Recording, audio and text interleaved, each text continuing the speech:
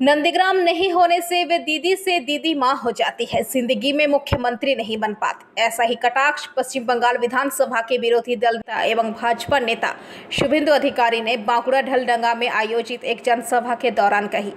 पत्रकारों के सवालों का जवाब देते हुए उन्होंने एक के बाद एक सवालों पर मुख्यमंत्री एवं उनके भतीजे के खिलाफ कटाक्ष किया। गुरुवार की शाम को पुरुलिया में जनसभा करने के बाद बांकुड़ा के ढलडंगा में एक जनसभा को उन्होंने संबोधित किया। इसके उपरांत कर्मियों के साथ बैठक की। पत्रकारों के सवालों का जवाब देते हुए शुभेंदु अधिकारी ने कहा कि वह इतनी बड़ी कोई हस्ती नहीं है कि उनका नाम ना लिया जा सके। मैं तो नाम लेकर ही कह सकता हूं कि ममता बनर्जी चोर है, मंत्रिसभा चोर है, नौकरी चोरी की असली नायिका ममता बनर्जी है, कोयला चोरी की सृष्टिकर्ता भी ममता बनर्जी है।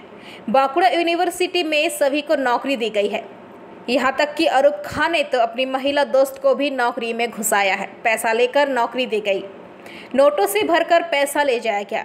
इंडी गठबंधन को लेकर कटाक्ष करते हुए कहा कि इंडी गठजोड़ का पिंडी चोट हो गया है। श्री अधिकारी ने आरोप लगाया कि नौकरी चले जाने के बाद हमारे युवा युवतियों को उत्तेजित किया जा रहा है। उनसे योग्य एवं आयोग नियुक्ति के बारे में जानकारी मांगी गई थी, किंतु नहीं दिया गया, जिसका परिणाम योग्य अभ्यर्थियों को भुगतान करना पड़ रहा है। ममता बनर्जी के कारण ही योग्य अभ्यर्थियों मुसीबत में पड़ रही है। वहीं बांकुड़ा से तृणमूल उम्मीदवार अरूप चक्रवर्ती को लेकर कहा कि वो एक से एक अधिक चिटफंड कंपनी से जुड़े हुए हैं। उन्होंने कहा कि मेजिया के कोयला तस्करी को हराना होगा। पुलिस को लेकर कहा कि सभी बाली घाटों में अवैध बालू तस्करी होती है। पुलिस के द्वारा प्रत्येक महीने प्रत्येक घाट से 5 लाख रुपए कोलकाता भेजा जाता है।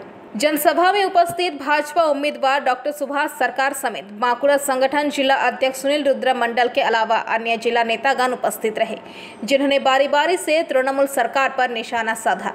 सामने पीछे पुलिस दिए यदि नाम করে বলবেন উত্তর আমি দিয়ে দেব। আপনাকে ভারতের প্রেসিডেন্ট বলেও কটাক্ষ করা হয়েছে নাম না করে।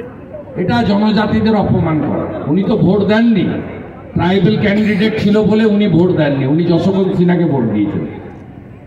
ওনার খুব কষ্ট যে উড়িষ্যার একটা প্রান্তিক গ্রামের গরিব বাড়ির মেয়ে, একটা জনজাতি ট্রাইবাল, তিনি আজকে ভারতবর্ষের রাষ্ট্রপতি, আর ওনার প্রধানমন্ত্রী হওয়া কোনোদিনই আর হলো না। ইন্ডি চোটের পিন্ডি চটকে গেছে।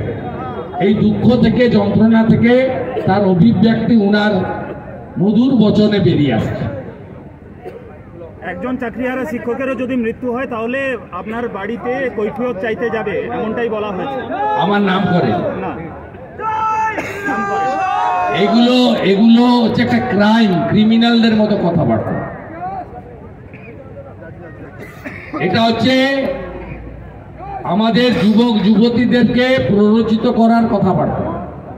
এই ধরনের কথাবার্তা সংবিধানকে সামনে রেখে কোনো মন্ত্রগুপ্তি করা লোক বলতে পারে না। দুর্ভাগ্য হলেও সত্যি, আমাদের রাজ্যের কিছু ভোটার ভুল করে এই ধরনের লোকের হাতে প্রশাসনিক কর্তৃত্ব রেখেছে। অভিজিৎ গাঙ্গুলি বিচারকের আসনে বসে বিজেপির সাথে যোগাযোগ রেখে চলতেন, এমনটাই বলেছেন মমতা বন্দ্যোপাধ্যায়। বিজেপি কি নিষিদ্ধ দল নাকি? আর উনি মুখ্যমন্ত্রী চেয়ারে বসে নিষিদ্ধ সংগঠনগুলোর সঙ্গে যোগাযোগ রাখেন।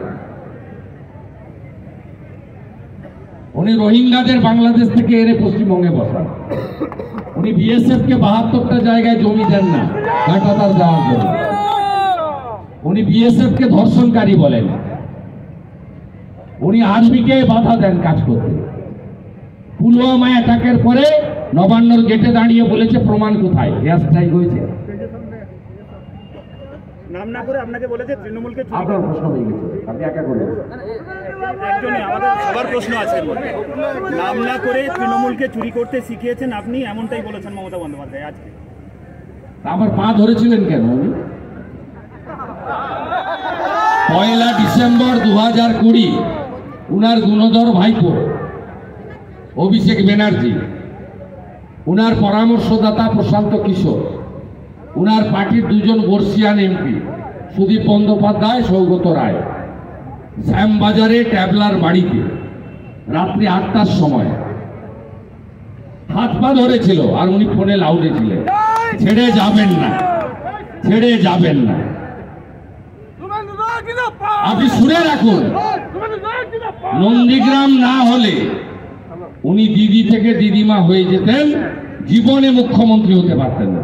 হলদিয়ায় কত সম্পত্তি আছে তা নিয়েও প্রশ্ন তুলেছেন। ওনার ক্ষমতা থাকলে বের করুন না, 3.5 বছর ধরে হাতড়ে বেড়াচ্ছেন। ওনার পরিবার 38টা প্লট কালীঘাটে করেছে। আমি আপনাকে তালিকা দিয়ে দেবো, হোয়াটসঅ্যাপ নাম্বার দেবেন, রাত্রে আপনি পেয়ে যাবেন। হরিশ মুখার্জি, হরিশ চ্যাটার্জি। যোগ্য চাকরিহারাদের এপ্রিলের বেতন দেওয়া হবে রাজ্য সরকারের তরফে, এরকমই সূত্রের খবর। ওনাদের কাছে টাকা আছে, দিন।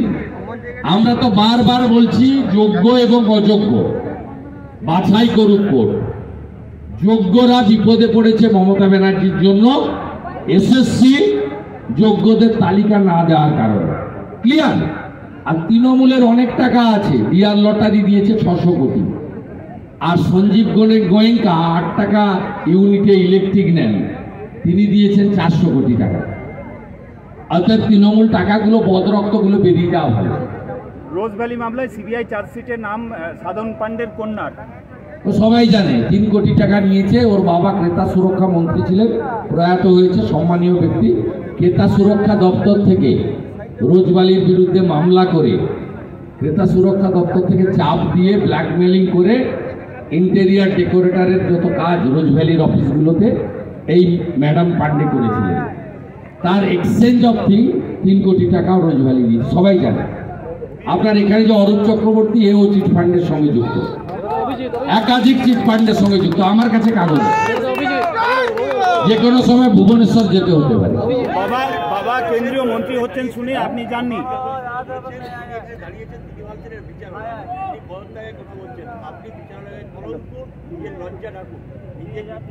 নিম্ন মেধার মুখ্যমন্ত্রী হলে এই কথাই বলবেন। নিম্ন মেধার মুখ্যমন্ত্রী হলে তার মুখ থেকে এই ভাষাই বেরোবে। অভিজিৎ গাঙ্গুলি বেকার যুবক যুবতীদের কাছে, মেধাযুক্ত নতুন প্রজন্মের কাছে ভগবানের আসন গ্রহণ করেছেন। 4 তারিখ বিকালবেলা মমতা ব্যানার্জি দেখবি আর জ্বলবি লুচির মতো ভুলবি। बांकुड़ा से अनुप रॉय की रिपोर्ट, PVTV न्यूज। नियमित अपडेट एवं दुनिया भर की ताज़ा खबरों के लिए हमारे फेसबुक पेज को फॉलो एवं यूट्यूब चैनल को सब्सक्राइब करें।